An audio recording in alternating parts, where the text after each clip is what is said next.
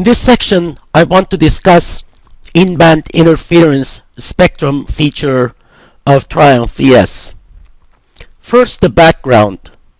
Each transmitting system, being a radio station, a TV station, a satellite TV, a radar, a GNSS satellite, or else, is allowed to transmit signals only within a certain frequency band specifically allocated to it.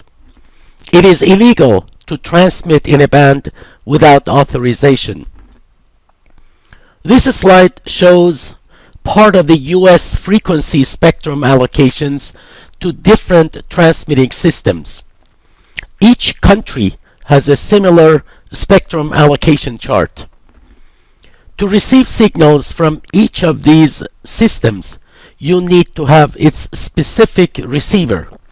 For example, to receive FM radio signals, you need an FM radio receiver. And for a TV signal, you need a TV set. And so for a GNSS receiver. The first element in each receiving system is to filter out other signals and allow only the signals transmitted by the transmitter of the system to enter the receiver. When you select your favorite FM station, your radio set tunes its filters to only accept signals from that radio band and reject all others. The radio set filters all out-of-band signals, but if somehow a strong interference appears within your selected FM band, you have no choice but to select another FM station. Illegal and unauthorized intentional transmissions within bands are rare, although recently there are some GPS jammers in the market, which we will talk about them in the next section. Most often, in-band interferences occur innocently to every band. These innocent interferences, called harmonics, are residual signals from other nearby transmitting systems. The damaging effect of these harmonics depend on the strength of the harmonic relative to our desired signal. For example, if you're very far from your favorite FM station transmitter, but very close to another transmitting system, the harmonics of this nearby transmitter may disturb the reception of your FM station.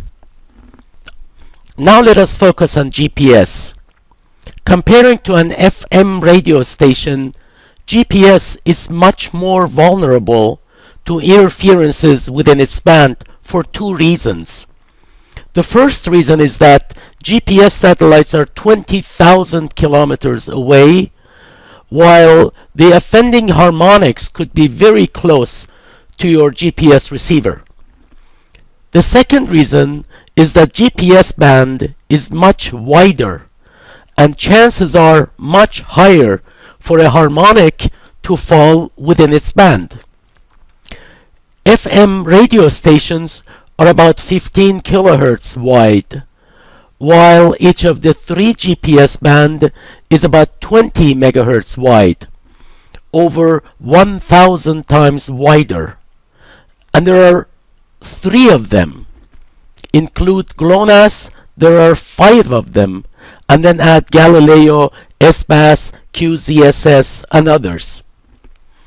The positive thing is that GPS, as well as all other GNSS systems, use spread spectrum signal structure. GNSS receivers, in processing the GNSS signals, de-spread the GNSS signals, which at the same time spreads the interfering signal. The overall process, called processing gain, gives some protection against narrowband interferences. Let me be clear. There are no difficulty with interferences which are not within the GNSS bands. All GPS receivers easily filter out out-of-band signals, the same way as your FM radio blocks out other radio stations and other out-of-band signals. Harmonics within an FM radio station